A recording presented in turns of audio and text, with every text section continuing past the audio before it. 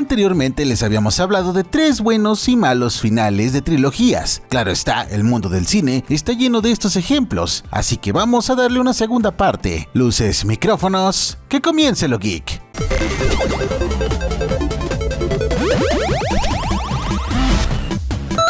Antes de comenzar, quiero aclarar que la numeración no tiene ninguna importancia. Número 6. El Señor de los Anillos, El Retorno del Rey. Por años, los famosos, exitosos y legendarios libros escritos por Tolkien de la Tierra Media fueron candidatos a adaptaciones de otros medios, incluyendo las películas por supuesto, e incluso se planea una versión dirigida por ningún otro que Stanley Kubrick, estelarizando a los Beatles en papeles principales. Suena muy loco, pero a fin de cuentas no se realizó, y a pesar de tener una ambiciosa adaptación animada en los 70s, no sería sino hasta el 2001 cuando el mundo obtuvo la primera parte de esta épica trilogía basada en los libros de El Señor de los Anillos.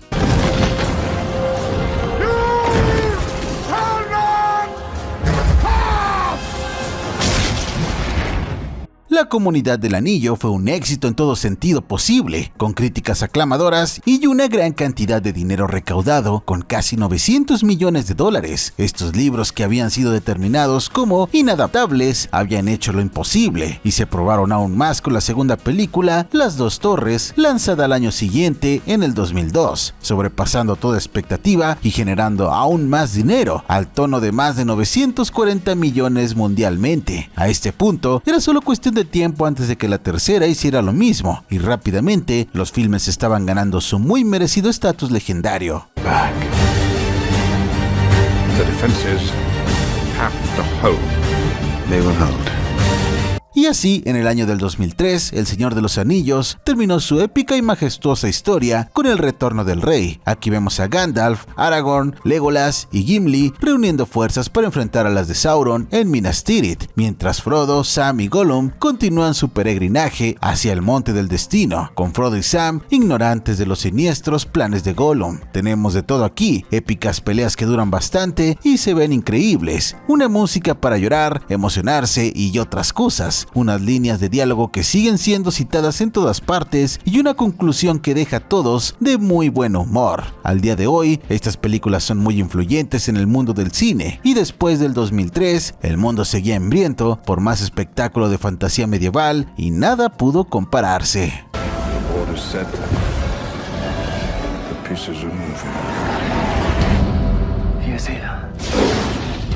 El filme arrasó con la crítica y taquilla mundial, siendo declarado uno, si no es que el mejor filme del 2003, e incluso la Academia la nominó a 11 premios, los cuales todos ganó, empatando con Ben-Hur de 1959 y Titanic de 1997 en más premios ganados de la Academia. Sobrepasó el $1 billón, lo cual era bastante loco para el 2003, pero con eso igual quedaba claro que la tercera película había sobrepasado en todo sentido las anteriores, las cuales ya habían sobrepasado la expectativa. Esta es de esas raras ocasiones donde todo funcionó como debía, e incluso a veces mejor que eso. Los resultados fueron más que satisfactorios y se había hecho historia. Eso sí que es inspirador, y al día de hoy estos filmes forman parte de la historia del cine, que bien se siente cuando el rayo cae en la botella. Número 5. X-Men: La Batalla Final. Muchos le dan crédito al Hombre Araña del 2002 por haber revivido el género de superhéroes en el cine después de que los años 90 parecían ser la muerte de estos. Y claro, fue un filme muy exitoso y todo, pero realmente hay 2 ejemplos previos que se merecen ese honor. Uno de ellos es Blade de 1998, y les hablaremos de ese más adelante, y X-Men del año 2000. Estos fueron los primeros éxitos en taquilla y crítica de Marvel, la cual llevaría a todo lo demás. X-Men fue otro ejemplo de las cosas saliendo mejor de lo que se podía esperar entonces, pues era adaptar todo este universo de múltiples personajes en una película en live action, y contra viento y marea funcionó.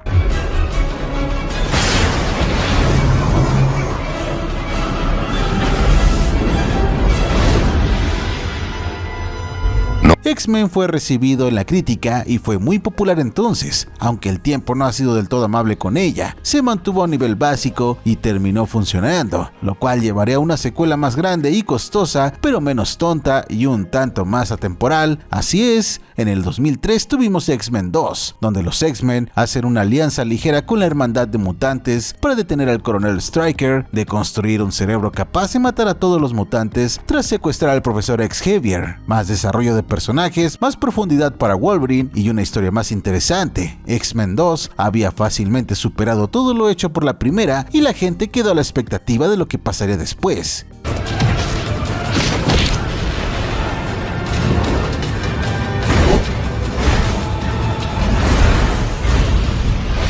El director de ambas películas, Bryan Singer, no regresaría a dirigir la tercera, al estar ocupado trabajando en Superman Regresa. Así es, él fue el de los primeros en trabajar con Marvel y DC antes de que la internet hiciera eso algo tan importante. Entonces, el encargado para dirigir la tercera de los X-Men sería el controversial Brett Ratner, que había dirigido filmes más o menos buenos como Dragón Rojo y las divertidas películas de una pareja explosiva. El resultado fue un filme menos apasionado, más imponente y menos intrigante que los anteriores, una historia más ligera y menos interesante, un sacrificio de personajes innecesario, unas peleas muy estándar que no aprovecha bien los poderes de los mutantes y muchas otras cosas decepcionantes que están presentes en X-Men, la batalla final. Magneto's got an army out there. You got a war, you might not come home.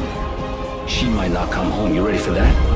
Es uno de esos filmes que ves y sientes que las cosas no salieron tan bien como pudieron. Las herramientas estaban ahí, pero no se usaron bien. Fue un éxito financiero, claro está, pero la crítica por primera vez no estaba de acuerdo en cuanto a la calidad del filme. Una buena racha había acabado de alguna manera. Después de esto, las películas de X-Men estuvieron reviviendo y matando a la franquicia constantemente, culminando en un despojado y solitario final con los filmes de Dark Phoenix y Los Nuevos Mutantes. Ambos filmes no de muy alta calidad y siendo fracasos en taquilla. Hay una metáfora ahí en algún lado, ya veremos cómo le va a los mutantes en el universo cinematográfico de Marvel. No nos queda más que esperar.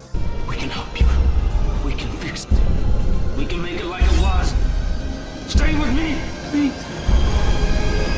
Número 4. El regreso del Jedi. No se puede tomar a la ligera el gran cambio que significó la franquicia de Star Wars, llegando a los cines en 1977. Fue un éxito como nunca se había visto antes, y este fenómeno mundial no ha parado desde entonces. La original Star Wars contó la historia de un joven Luke Skywalker en lo que se involucra en el conflicto entre la Alianza Rebelde y el Imperio Galáctico. Una historia épica que queda bien en fantasía, pero aplicada a la ciencia ficción. Hizo a mucha gente feliz y a su creador George Lucas un billonario casi de la noche a la mañana. Qué suerte haberse quedado con los derechos de la mercadotecnia.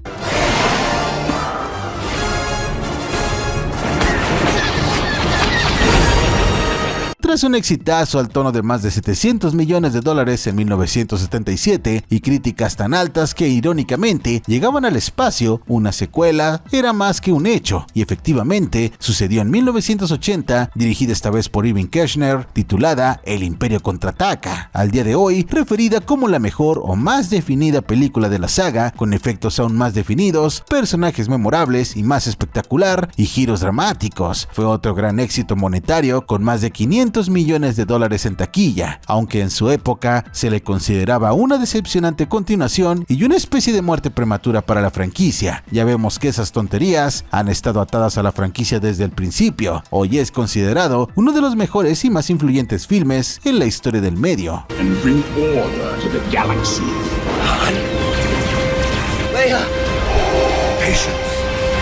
Y todo lo bueno también tiene un final, así que en 1983 tuvimos El Regreso del Jedi, dirigida por Richard Marquardt, la cual terminó la historia de las otras dos películas de manera espectacular y memorable, a pesar de ser considerada inferior a las otras dos. Es como pasar de un 10 a un 8.5, por así decirlo. Aquí vemos a Luke, a Leia, rescatando a Han Solo y eventualmente preparando un asalto final contra la nueva arma del Imperio, la cual es otra versión de su arma anterior, la Estrella de la Muerte. Para ser justos, esa estaba rota, así que tiene sentido arreglarla. Suponemos, tenemos una historia emocional entre las relaciones de los personajes, el dilema de Luke y Darth Vader y el tentador lado oscuro propuesto por el emperador. Es la clase de espectáculo hecho para el cine. See what this piece of junk can do.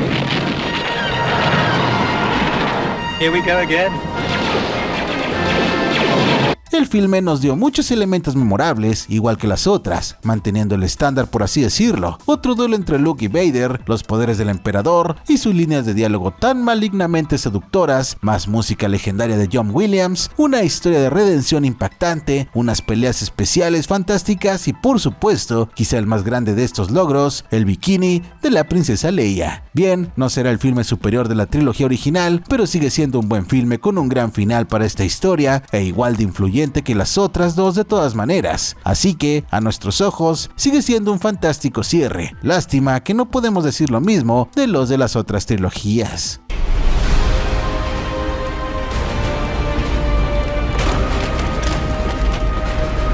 Número 3. Blade Trinity. Volviendo a los inicios del éxito de Marvel en el cine, tenemos a Blade, un filme basado en el personaje de los cómics del mismo nombre, el cual era algo diferente al usual, un filme orientado a un público más maduro y tenía elementos más gráficos, y el personaje era algo oscuro en comparación a otros. En los años 90 no había sido bueno para el género de los superhéroes, así que Blade no tenía ninguna ventaja cuando salió en los cines en el 98. Se puede decir que el éxito del filme no fue algo que ya tenían asegurado, así que definitivamente fue casi un milagro.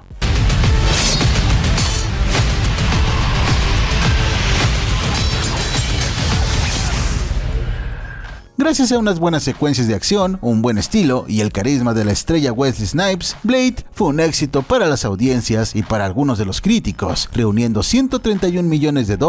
Esto llevaría a la secuela del año 2002, dirigido por ningún otro que el mismísimo Guillermo del Toro. ¿Por qué él específicamente? Porque es mexicano, obvio. En la secuela, Blade cuida de su inexplicablemente revivido mentor, mientras ayuda a un grupo de vampiros élite a derrotar a otros vampiros genocidas. Wesley Snipes. Not know who you are. Messing with! Fue otro éxito en taquilla y para las audiencias, aunque tuvo sus propios problemas como los efectos en computadora y la falta de desarrollo de personajes, pero todos estábamos más que felices con tener otro filme cool del cazador de vampiros. Una tercera película era inevitable y basándonos en los problemas de producción, también lo fue su lamentable resultado. En el 2004 tuvimos Blade Trinity, la cual ahora fue dirigida por el escritor de las películas anteriores, David Goyer, con completa libertad creativa, y si algo hemos aprendido con su trabajo es que nunca debería ser la únicamente creativa en el equipo.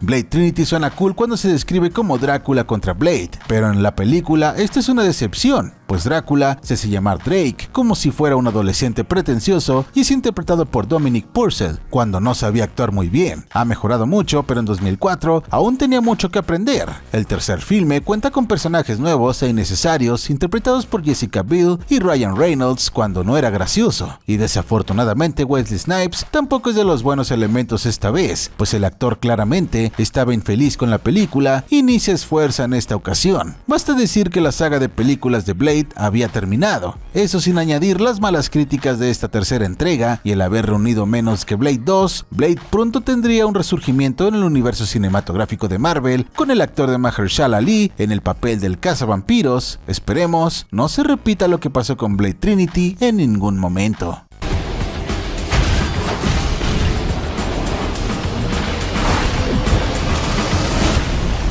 Número 2. El Ejército de las Tinieblas. Muchos todavía no saben que Sam Raimi, director de las primeras 3 películas del Hombre Araña, empezó su carrera como director de películas de horror combinadas con elementos humorísticos, aunque seguro eso explica por qué algunas de las escenas del Hombre Araña son tan terroríficas, pues es el director volviendo a sus raíces. En fin, todo empezó en 1981 cuando Raimi era director independiente, tenía un joven Bruce Campbell y poco dinero para cualquier cosa, realizando el filme El Despertar del Diablo, una película de horror con muchos elementos humorísticos pero mucho encanto.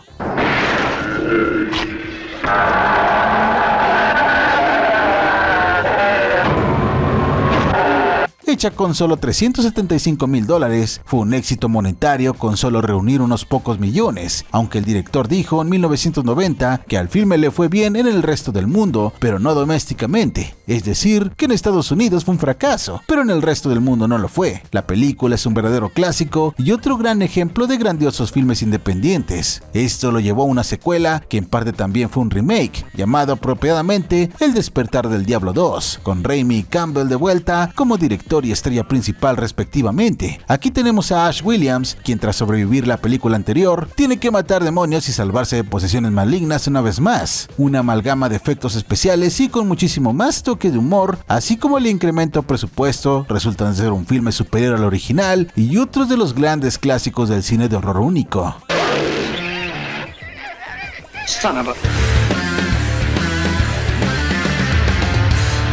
Fue un éxito moderado, lo cual para películas como esta es más que suficiente, pero Raimi originalmente quería al personaje de Ash Williams en las épocas medievales para la secuela. Fue a petición del productor que el filme fue algo más similar a la primera película. Raimi usaría esta idea original para la tercera, esta vez titulada El Ejército de las Tinieblas, lanzada en 1992. Ahí, Ash pelea contra las fuerzas del mal en la época medieval, en lo que trata de regresar a su propia línea del tiempo en el presente. Tenemos más efectos creativos, más humor y más del problemático personaje de Ash, justo lo que recetó el doctor. Basta decir que el filme fue otra divertida entrega en sus propios momentos memorables y otro éxito moderado que mantuvo a Raimi en la mira de los productores.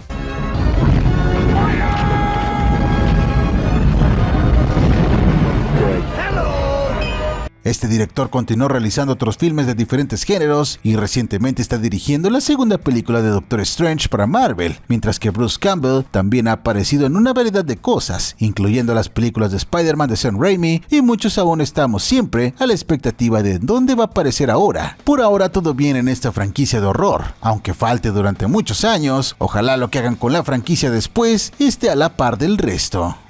Eagerly awaited third chapter of the most celebrated cult classic of our time. Say hello to the 21st century. Número 1. El Padrino Parte 3. Las películas del Padrino verdaderamente son uno de los definitivos ejemplos de grandiosos filmes, eventos históricos por sí mismos y que definieron o lanzaron las carreras de muchas estrellas. Al día de hoy se sigue hablando de estas películas como una época de oro para esos actores y como un parteaguas de películas del crimen. Bueno, al menos hablando de las primeras dos, empecemos por ahí. El Padrino fue un famoso libro del escritor Mario Puzo, publicado en 1969, novela que permaneció en los más vendidos del New York Times durante 67 semanas. Era cuestión de tiempo para que Hollywood le diera el trato cinematográfico, y con actores como Marlon Brando y Al Pacino en roles principales, El Padrino rápidamente hizo historia en 1972. Godfather.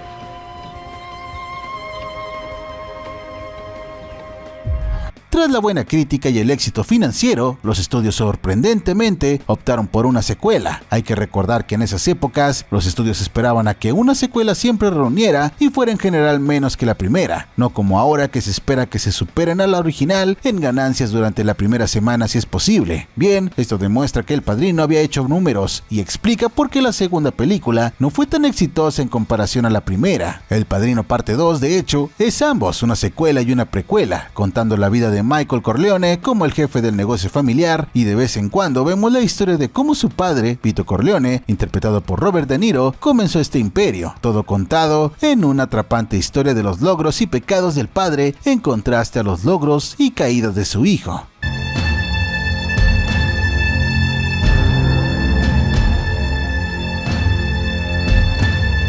En su tiempo fue recibida con crítica algo mixta, pero tuvo una reevaluación con el tiempo y ahora se sigue debatiendo cuál de las primeras dos es la mejor. Así que en 1990 tuvimos Al Padrino 3, donde vemos a Michael tratando de convertirse en un auténtico hombre de negocios fuera del crimen. Ahora que ya está más viejo, esta decisión desatará unas consecuencias que no le permitirán irse a esa vida más simple relativamente hablando. They think you abandoned them. Just when I thought I was out, they pull me back in.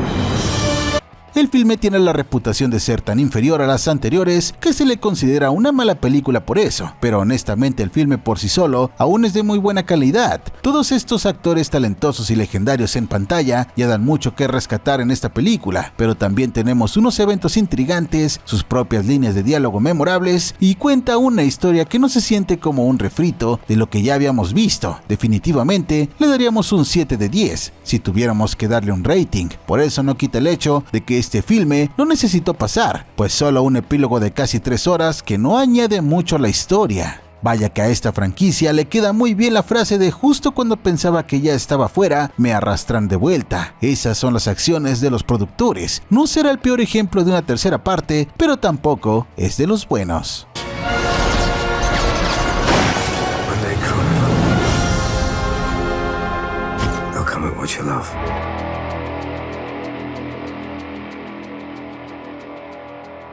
Dime lo que opinas, déjalo aquí abajito, me importa muchísimo tu opinión. Regálame una manita arriba, sígueme en Twitter, Instagram, TikTok, dale like a la página de Buzzer Geek y únete a la secta de Buzzer Geek 2.0. Comparte este video y suscríbete, créeme, no te vas a arrepentir.